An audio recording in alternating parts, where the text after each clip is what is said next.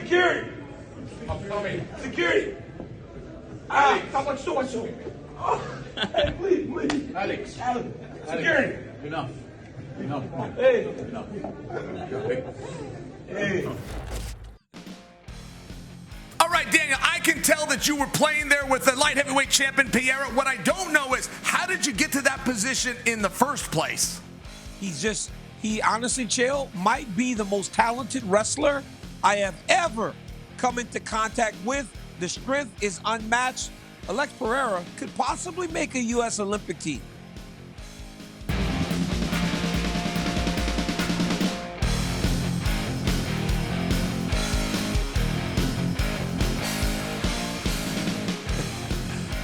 What's up, guys? Welcome to a brand new episode of Good Guy, Bad Guy. I'm Daniel Cormier. That is Chael Sonnen.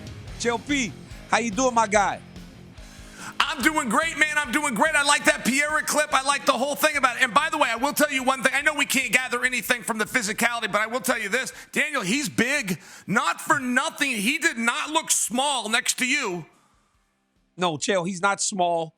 You know what's weird, though, man? Like, I play around with these guys, and I'm getting taken down. There was a while back, people thought Khabib could actually take me down in a true wrestling situation because, you know, Chael, you always put the active guy over. That's what you do as a person that's done with the sport. What do I gain in trying to take down Alex Pereira? It doesn't work that way, Chael. But, Chael, today you and I will start with our favorite segment. 5 rounds. We go 5 rounds on UFC 301, Chael. The pay-per-view was last weekend, headlined by Steve Erceg challenging Alexandre Pantoja. Very competitive fight. Very competitive fight. Many are saying they feel as though Erceg got screwed. What's your thoughts? Do you think Erceg got the short stick? Well, I would agree with the people that believe that, but then that would just make both of us wrong. Of course, he did not get the short stick. Not only did he not get the short stick, not only did the judges get this correctly, Erceg lost every single round. There wasn't 1, 2, 3, or 5 that he got the jump on him. Now, I will tell you, they were all close. They were all competitive. That is one of the best fights that I've seen. I have never seen anybody go from number 10 to number 2 with a loss. And our rankings committee doesn't have the courage to do that, but you do get my point because they will move him forward at least 4 or 5 spots. You know, for me, Chael, I disagree. That last judge who scored 49-46 for the champ was wrong. I thought Erceg won the second round and the 4th round, and I thought that the 5th round was all he had to win to become the champ. And he decided to wrestle to the point that I was speaking to Pahumpa's coach. I'm sorry, to Pantoja's coach, Pahumpa, and he told me they were telling him, let him take you down. You will out-scramble him and beat him. Erceg said himself, he goes, I screwed up. I blew it by wrestling in round 5, but he did not get cheated. All right, I want to move down the card while moving up a weight class. I know that Merab has got dibs on O'Malley, but Jose Aldo looked pretty good this weekend. Do you think possibly he could take on the winner of Sean and Merab? You know, when you got a guy like Jose Aldo who's a champion, a guy that's been around for a long time and has been so important to the sport coming back and looking like he did, I believe he immediately jumps into the conversation. I do not believe, though, it would be fair to move him past guys like Corey Sandhagen, who has done such great work. Corey Sandhagen, who actually beat Chito Vera, and then Chito Vera ultimately won 1 fight and got a title fight. I think it needs to be Corey Sandhagen. But yes, Jose Aldo, to me, is only 1 fight away from now fighting for the Bantamweight Championship of the world. And Daniel, I'll answer my own question. I don't predict for the audience that Jose is going to be next, but there is a little bit of a precedence. I'll give you an example, which is Dan Henderson. On his very last fight of his contract, there was nothing left, and he came in at what seemed a ripe old age of 47 and took on Michael Bisping. It went down to a contest. I really thought that Dan won. Now, I only bring that to you because we know that these things can be done, and there is something known as process of elimination. And if nobody shows up for the job, the one person that put his resume in gets it, and that's the land that Jose might live in, because I don't think any of these 35-pounders are smart enough to call him out. That's exactly what happened last weekend with Erceg, right? Number 10 got a title shot because he was the one available, and obviously he did really well. Round 3, Chael P. You look at Michel Pereira. He's out there fighting. He does a backflip. What do you call that backflip in mixed martial arts? Because I don't know if I've ever seen it happen before outside of Michel Pereira. I was proud of the announce team, truly. You, Paul Feller, and John Anik. And the reason was I'm sitting in the room at ESPN watching this. That move happens, and I yell out loud, he has found a way to cheat. He has found a way to drop a knee onto the face of a downed opponent. And what an interesting move as well, because he played that through in his mind, right? There's no scenario where he shows up to practice and the coach says, all right, everybody go hit 5 backflips on your partner before you go get some water. Break. Like, that never happened. So he just went out, he was creative, and he did it. I love that part of it, but he is responsible for where that knee goes. You know, he landed that knee off the backflip and Chael. When I walked in there to interview him and I told this cornerman what was going on with the commission, they turned white in the face like, oh my goodness, he may lose this. But I thought it was fantastic. I think it's time now for this guy to get a better fighter, some better competition. He's now won 8 fights in a row and he's looked better every single time going in there. Love that he has the creativity to do that. Dangerous that he did it in that situation, but he's a very impressive fighter. I'm in for this guy. Daniel Cormier, moving on to round number 4. Let me ask you this. Can a Hall of Fame exist? Can it have credibility if it doesn't have Shogun Rua in it? No, you got to have Shogun. You know, some of the guys that are going into the Hall of Fame this year, you know, we have Shogun going in. We have Vanderlei going in. That is the class that you and I grew up on. That is the class of fighter that made us fall in love with mixed martial arts. I watched Shogun Rua Chael before the UFC, but I also watched him in the UFC. And I watched a man that was competing at the absolute highest level of the sport, and he was past his prime. Shogun Rua left his best years in Japan, came to the UFC, and still became the UFC champion. He belongs in there. It doesn't exist without it. But how about the boy Buff, always getting a hug from every Hall of Famer? Hey, I love it. Shogun does look great. Everywhere he goes, he seems to take his older brother Ninja, who's somebody else I grew up on. I'm happy for the whole family, for both of them for getting this moment. And you know what? Quite frankly, I was a little surprised when I found out that Shogun had not already been inducted. And traditionally, with all great artists, we wait until their career is done. Shogun, more recent than some people are aware, retired. This is absolutely the right move. It's the right move, and it's the only move. Now, Chael, Anthony Smith has found a pot of gold, bro. This is a guy that is now 1-1 in his last 2 fights, got brutally knocked out 2 fights ago, goes into Brazil this weekend, wins, but he started to talk about the champion before in his lack of takedown defense. That caught the ear of the champion. So Alex Pereira becomes a troll. Who knew that he could become a troll? But listen to the champ. What do you say? Like Alex Pereira said he would put up 50K. Yeah, it's like PI rules. But I could start on his back. Yeah. I could start on his back, hooks in. And you have 5 minutes. I got 5 minutes to finish him, and he wants to put 50K up for it. Yeah. I'll take his 50K. Yeah. I'll take his money. Yeah.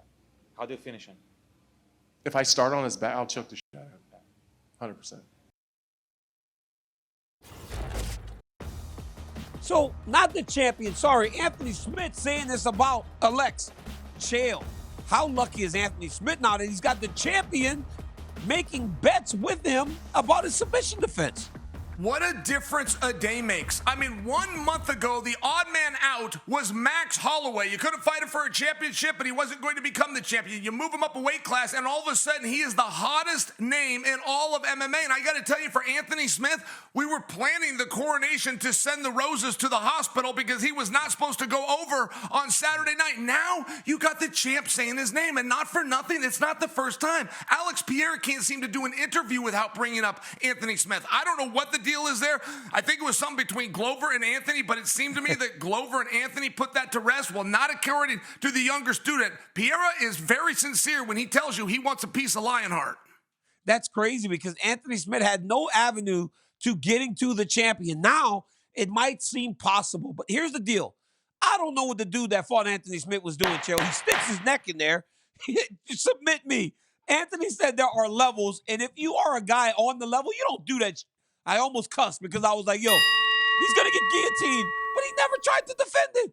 But great job, Lionheart. I love it for Anthony, but my word, what in the world was that kid doing? Sticking his neck in there. Yo, this ain't JV fighting. You're fighting within the top 15 now. This isn't on the playground. You don't get to play with your brother and not worry about the dangers. Anthony choked the crap out of him and got on the microphone and told everybody he choked the crap out of him, then went and told the champion he's going to choke him. Anthony Smith, if anyone had a great night on Saturday, is the one that had the great night. Unbelievable. Sorry I went over time there. Chael, It's beautiful. I'm a talker. You're a talker. We love to talk. But there's another big talker. Our boy, Johnny Bones Jones, is talking now. He's active. He got back to the gym. He's releasing those endorphins, right? He's working, and he's like, I'm the man again. He said, guys, it would be absolutely massive. A guy with a chance to be a 3-division champion against a GOAT. Same age, different strengths. No one can argue that this would be the biggest fight in MMA history. There's absolutely no fight that generates a payday like that. Marketing would be insane. Hey, here's one thing we don't give John credit for, Chael. And I'm not here to rain on his parade. I'm not here to piss in his Wheaties, Chael. But one thing we don't give Jon Jones credit for is how smart he's smart now. He's smart, Chael, because all the things that I've said, all the things Anthony Smith have said, Jon Jones has heard it. Everybody's saying this guy can't defend takedowns. Jon Jones is going, Stipe Miocic and Tom Aspinall, or Stipe Miocic, then Alex Pereira, if Alex Pereira is truly unable to defend takedowns in the way that all these people are saying. Is Jon Jones now the smartest man in the UFC, Chael P, or is he telling us the truth? This would be the biggest fight in UFC history. John's job, like all other champions, is to get the biggest fight, right? To get the biggest paycheck for the easiest match. And not for nothing for John to call a guy into heavyweight who's never competed at heavyweight. Like, there was a side of that I appreciated. I just wish that he was trolling. If I knew that John was out there trolling and trying to drive people crazy, I would sit back and I would give it an applause. I'm just not sure that is what he's doing. And, I think that maybe he could get to the really big fight. I think maybe he even get to Alex Pereira if he had done it a little bit differently. Just made it personal, made it about Alex, started talking about, well, it would be 3 titles for you when I was already planning to leave anyway. If he comes right out and tells the audience, I got no interest in this other than I think I can take a whole bunch of y'all's money, I think that you're going about it wrong. And I will tell you this, though, John's not kidding. These people that like to call Jon Jones scared, you call Jon Jones a lot of things. I'll look the other way. I'll even help you do it. You call Jon Jones scared, I'm not part of that because it's just not true. And I do want to tell you one thing. This is the second time in as many weeks that Jon Jones is talking about opponents that are not Stipe. Whether it was the face-off with Aspinall or now all of a sudden it's bringing up this huge payday with Pereira. He is starting to talk, and he is very much starting to warm to the idea that his next fight is not his last. That is the common theme here. Yes. Okay, so that's important. And Chael, I'll be honest with you. I'm fighting through something here. I got a little sick in Brazil, but I'm fighting through it, Chael, because we want to give the people what they want. You know that song, they give the people what they want. So I'm giving them what they want here, and I'm fighting through my sickness. But here's the deal. He's smart. He's smart. Look, I'm going to tell you this, man. If I'm an Olympic wrestler or if I'm a national champion and I'm watching the landscape of things, valuing the money versus the fame versus the championships and everything else, I'm doing exactly what John's doing. I'm saying to myself, I have been in there with the most scary, dangerous men in the world. I have been in there with extremely well-rounded guys. I've been in there with tremendous kickboxers. I've been in there with super heavy punchers. I've been able to manage that. But what I haven't been in there with is a guy that is a straight kickboxer, and while he has improved tremendously in his grappling, no one would ever say that that's Alex Pereira's strength. His strength is his striking, and he can knock you out. But I remember time and time again over the course of my career when people tell me Roy Nelson was going to knock me out. Anthony Johnson was going to knock me out. Volkan was going to knock me out. Everybody was going to knock you out, Dan Henderson, because they all had tremendous power. You got to come to terms with the fact that everybody hits hard. Not everybody hits like Francis Ngannou or Alex Pereira. But if you can get away from that and manage that, it's much less risky than fighting a guy with a full skill set that's complete. And that's exactly what Tom Aspinall looks to be. So I love what John is doing in terms of being smart, finding the right matchup. I don't know that it'll fly. Here's another thing. Hey, give a Tip of the cap to the champion. Champ goes, hey, I think Yuri Prohashka's next. Ankalaev's going to have to wait. Smart. Alex, why would you fight Ankalaev? He's going to try to wrestle you. Go fight the dude that you've knocked out already. These athletes are much smarter today than they were before, and I believe that it makes for the sport to be even more interesting. I love it. I love it. I love it. I love what Jon is doing. I love what Alex is doing, but I think Jon is choosing. Dude, I'm not fighting Tom Aspinall. Do you see Tom Aspinall? Can't focus. I can't really do anything. So it goes, give the people what they want. But then what does he say? What's the next line? I think it is, give the people what they want, and they want it all the time. Is that what it is? I'm going to think about this all day. Why would you slip that in there? Give me a break. To give me a break. And then you're going, what's the next line? Why would you put that in? Give the people what they want. And they want it all the time. Isn't that it? All right. Yeah, that's it. Speaking of give the people what they want, listen, man, we do want a little bit more Jon Jones. I'm just saying, we really do want a little bit more Jon Jones. I love that he's doing this. There was a while where he was working the gimmick of, I am not coming back, and it's just Stipe. And shame on any of you that would even suggest it's anybody else. That's the hardest fight. It's the biggest fight, and I'm willing to do it. Man, he's loosened up. Now he's calling out 205-pounders. I mean, if Jon really wanted that fight with Pereira, I think, if he truly wanted it, Jon could get it. He's just going to have to do everything that he's done in reverse. He's going to have to tell Dana White, I'm going back to 205, and he's going to walk away from the heavyweight crown. I don't predict for you that happens. I'm just sharing for you. If there was something personal those guys really wanted to figure out, that would be the issue. Dana doesn't love to combine weight classes, and for the right match, we know there's exceptions where he will do it, but Pereira is just not in that spot yet at 205 pounds, because he does have guys like Ankalaev that are sitting there waiting for him. I would like Jon to go back to 205 because he looks stronger, he looks more physical, and he looks like the baddest man on the planet when he's down there. But chill, I got to be honest. When we started singing and dancing, right, we're ebony and ivory, right? We're ebony and ivory, and we work together in perfect harmony. But when we were dancing, it didn't look like I was the black guy dancing because I'm a horrible dancer. It looked terrible. It looked like two horribly middle-aged white dudes dancing, me and you together. Dude, we should never dance again. We could sing, but we should never dance again. Now, Chael, when I was the heavyweight champ and I was the double champion, people started to talk about the GOAT. Oh, you're the greatest of all time. And if you retired, I still get this today. If you retired in 2018 after you beat Derek Lewis, when you were the two-wood division champion, you had lost only to Jon, you would have been considered the greatest fighter of all time. Revisionist history. Everybody loves it. But if Alex Pereira goes up to fight at heavyweight and he wins, he becomes the first three-division champion. Is a guy with 11 fights, I think, 12 fights total, going to be the greatest fighter mixed martial arts has ever seen? Yeah.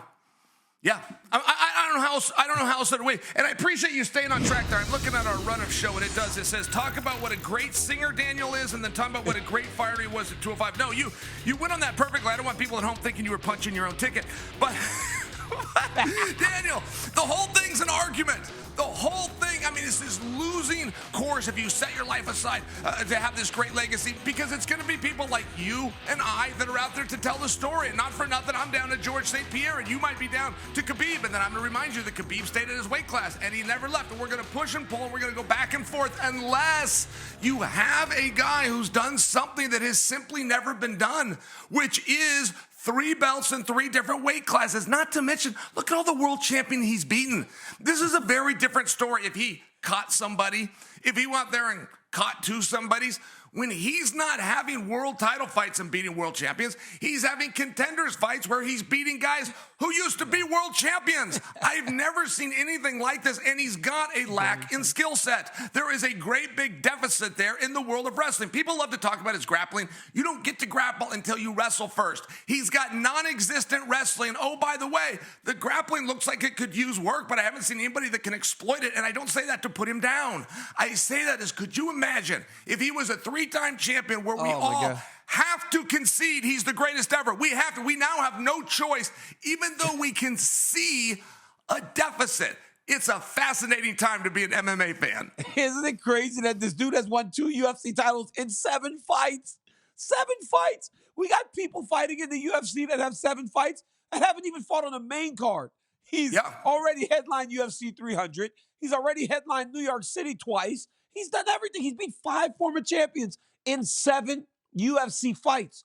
If he can somehow become the heavyweight champion of the world, he has to be in the conversation. Look, I believe that in order to be considered the greatest of all time, there has to be some longevity associated with that. A long record of winning, a history of championships. That is why, in my opinion, George St. Pierre is the greatest fighter the UFC has ever seen, if not Khabib Nurmagomedov at 28-0 with his titles and his title defenses. Those are the two guys that it comes down to me. Obviously, Chael, I don't like to put Anderson and Jon because I feel like when you get a bad test, you're out of the equation for the greatest of all time. Granted, I don't love that they keep Mark McGuire and Pete Rose and those guys out of the Hall of Fame and Sammy Sosa. I don't think they should be eliminated from all of that, but I don't believe you can be considered the greatest of all time. But if this man can do that, if he can win 3 titles, I do believe that he should be on the short list of guys to be considered the greatest fighter of all time because it's unbelievable. And every fight starts on the feet. And the one thing that I think is lacking, and the one thing I think that people misunderstand or underestimate is that Alex Pereira, while he may not have the best takedown defense, and he may not be the best at grappling, I think he does a tremendous job, Chael, of anti-grappling. So when he gets taken down, he doesn't try to get away. So when we were fighting and guys would try to get away, that's when we would latch on to submissions, right? You get a rear choke when they try to turn to their knees and get to their feet. He doesn't do any of that. He literally just stays there and he holds you. He holds until the referee either stands him up or the round ends. He doesn't even try to get up. And because of that, you cannot find ways to submit him. You have to create your opportunities. He doesn't give you any. If Alex Pereira started trying to escape, I think he would get submitted by some of these guys. But he never tries. He just stays there and he waits until he gets another opportunity, knowing that in the time that he had on his feet, he was beating up your legs. He was showing you things that you know can knock you out. So he puts fear in you so that your game plan goes out the window. And the next thing you know, you're fighting with your heart and you're fighting with your ego, and then he knocks you out. So yeah, give the guy credit for his fight IQ. Yes, he would be the greatest fighter of all time, also because of the time spent doing it. He's an amazing fighter, and he's tremendous. But go ahead, Chael, sorry. Well, Daniel, there's a little bit of a litmus test on this to check somebody's sincerity, and it's a good way for them to check their own sincerity. Remember that old game? You're walking on the beach, and you find the thing, you rub it, and a genie pops out of the bottle, and you get 3 wishes. Okay, great. Here's one of those wishes. Your son, and this is to anybody, not just to you about Daniel Jr. or me about Thero, your son can be given the career of anyone that's ever done it. All of a sudden, you think, oh, my goodness, the George St. Pierre and Khabibs and the Daniel Cormiers and the Jon Jones. I would give my son the career of Alex Pereira, and I would do it for all of the reasons that you thought might keep him off the list, which starts with the longevity. I would like if my son was not in this career 20 years, getting punched, putting in all those miles, being away from his family, living out of suitcases. I would like it if he didn't have to go to 1,000 wrestling tournaments and make weight first, finds a way to hold a guy, manipulate a rule set, and get back up to his feet. I can't imagine personally having the lactic acid it takes to wrestle and grapple and fight to the ability that could exhaust you for 25 minutes and be able to do that with only 7 opportunities. I could not imagine being down 4 rounds, turning to my cornerman who says, you must stop him, looking at him and saying, okay, I'm going to go stop him, cut the ring off, land 2 shots, and take his world title away. If I could give my son anybody's career there's ever been, it just might be Pereira, which just might make me forced to say he's the best ever. Oh, that hurts. I think you're right. I think you're right. Come on, that hurts. I think you're right, Chael. That's right. That's right, Chael. Because if your son, you know he doesn't go through the knockouts. He doesn't go through all the hard times. You're right. I might give Dan Alexis' career too. I really would. And he's a massive star now, and he's making a ton of money. You know, I speak to him pretty openly, and we're friendly, and he's very open, and he makes a ton of money now, which is good for Alex.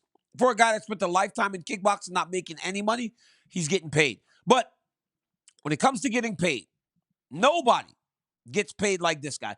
I might give Lil Dan this guy's career because of the money that's associated to it. It's Conor McGregor. Nobody gets paid like McGregor. Saturday night, we get our first video package of the return of the Notorious One. It's Conor, all darked out, pacing back and forth, looking like Roadhouse Conor. He's all big and jacked, right? He's like, you know, I'm huge. And look at here it is.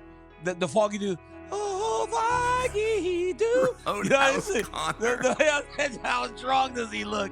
He's standing Roadhouse back there Connor. listening to the foggy dew with the fog playing. Conor McGregor is back at International Fight Week, Chael. But I gotta ask this. You can't lose a guy, right? You can't lose anybody from this fight. We've been waiting so long.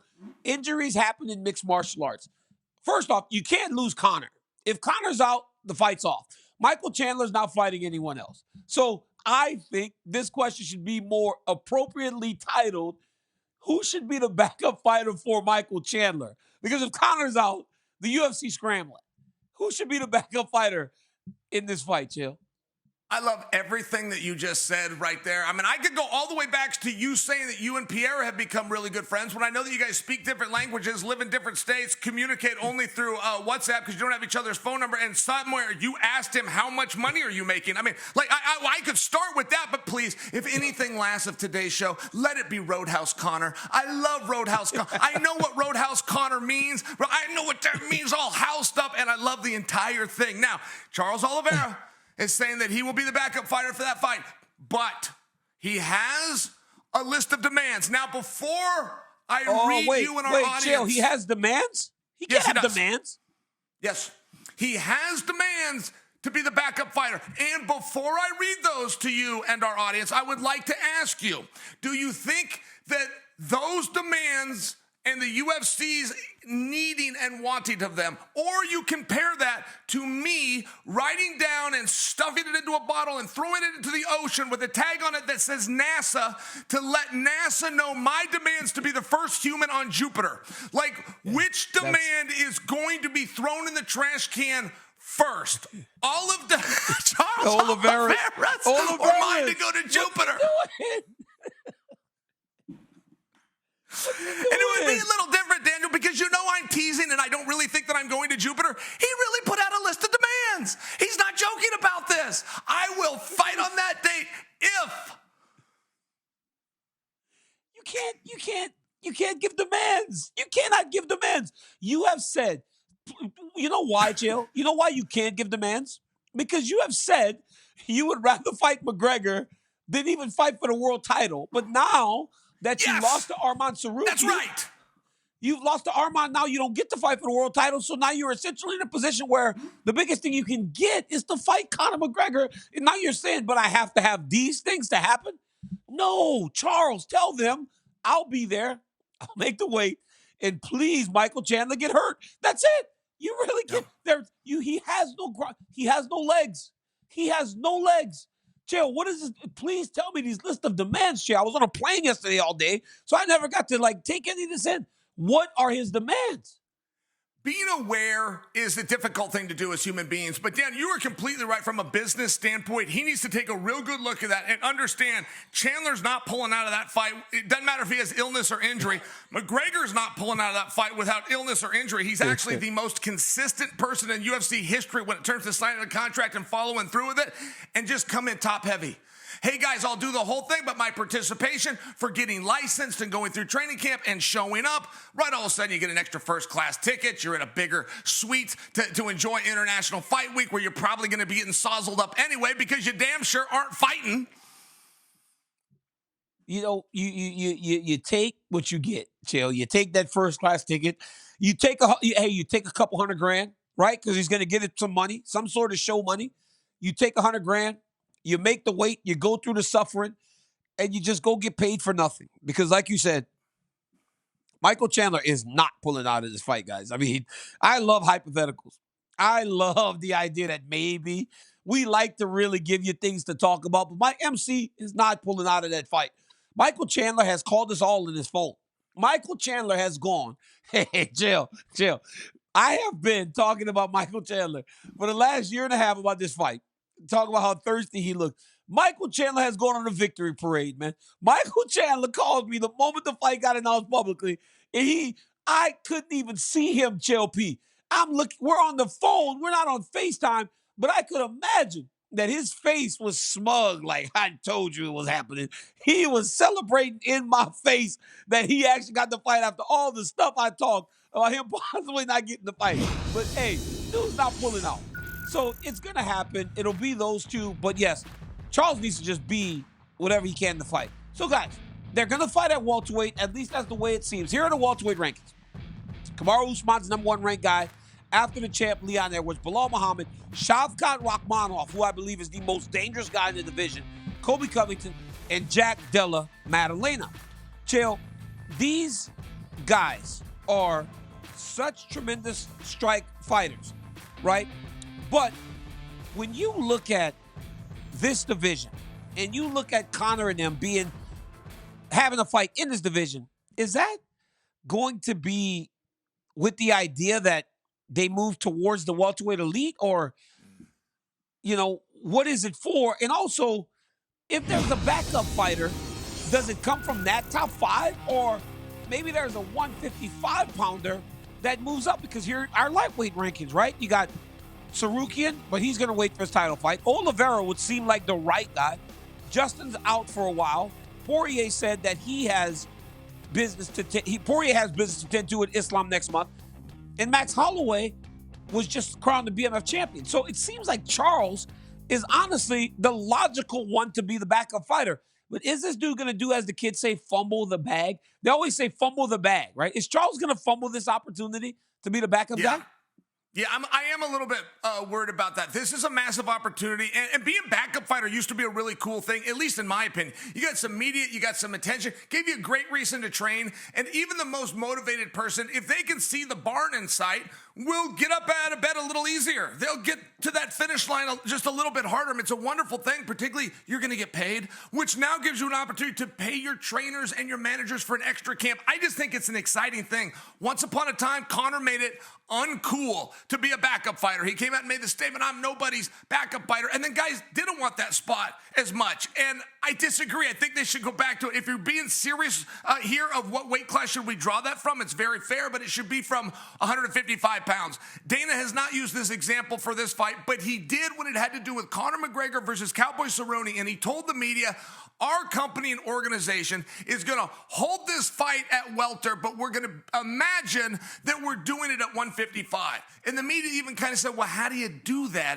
if it's not at 55? They said, well, they're both from there. It's the same rankings. We got the holidays going on. I personally believe we could cut them to 55, weigh them in right before they get in the cage. They're going to be the same thing. We're just going to let them come in at the same thing and enjoy some of those holidays. And frankly, whether people liked it or not, I got it. It made sense to me. And I do think we should grab somebody from 55. But partner, I think we should have guys fighting over it. I think they should be arguing over it. I don't know where this idea of a list of demand comes from. Daniel, if they would give me that spot, I would take it right now.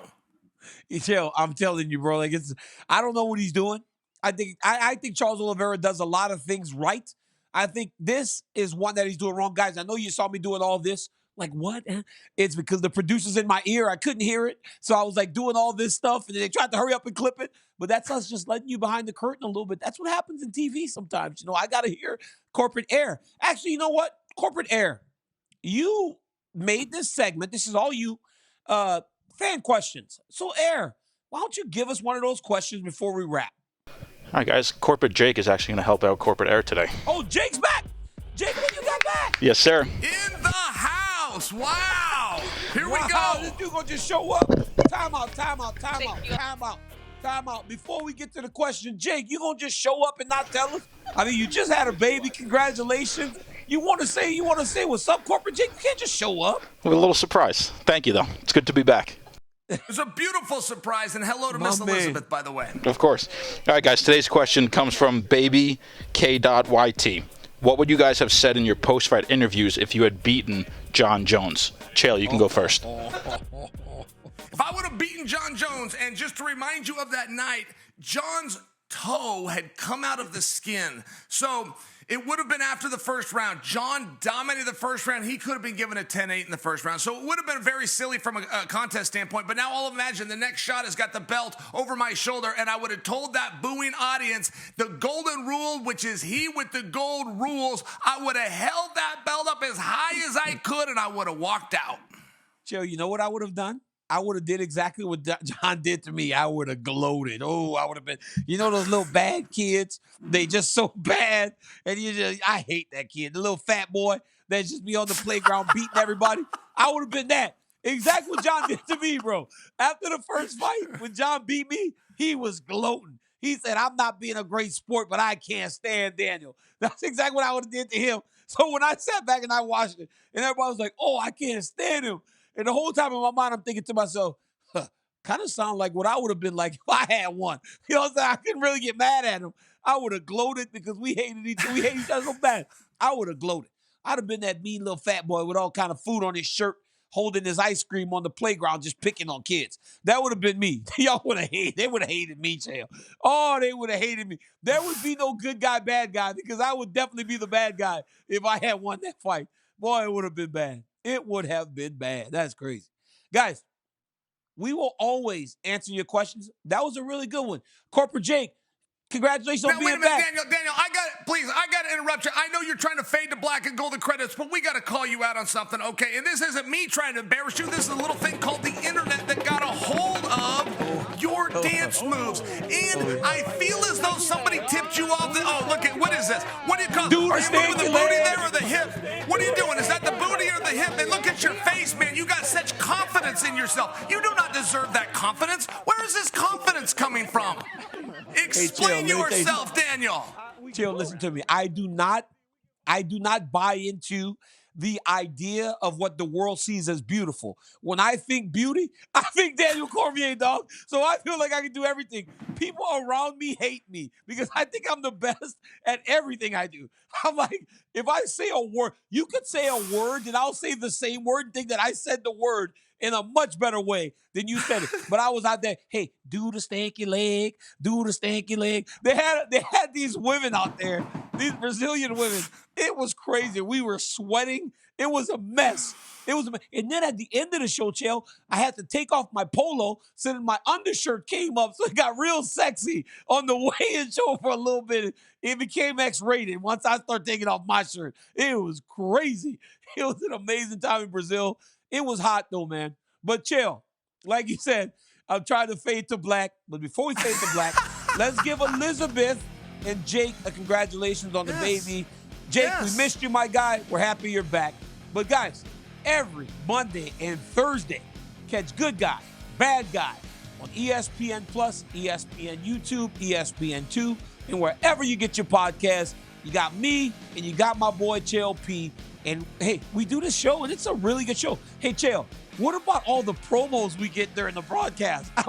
They're like, yo, DC, read your promo. I'm like, again? We get like 6 promos a night. We get like 6 a night, Chael. That is beautiful. And 6 a night is 6 more, if I paid attention, than Dominic got.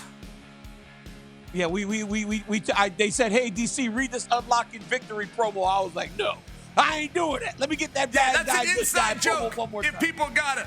By the way, hey, I got to tell you, so Jake and Elizabeth and the baby, you know how amazing that is? The first time Brittany had a positive pregnancy test, she showed it to me, and then she looked at me and said, I'm 70% sure it's yours.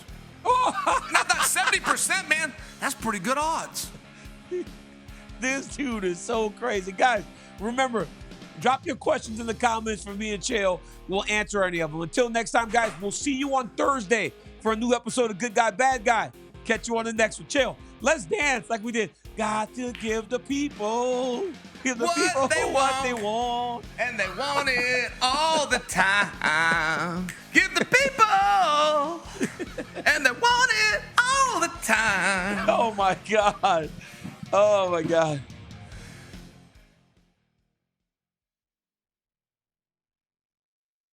Actually getting Great better. final episode that we just did. Welcome back, Chael. Jake.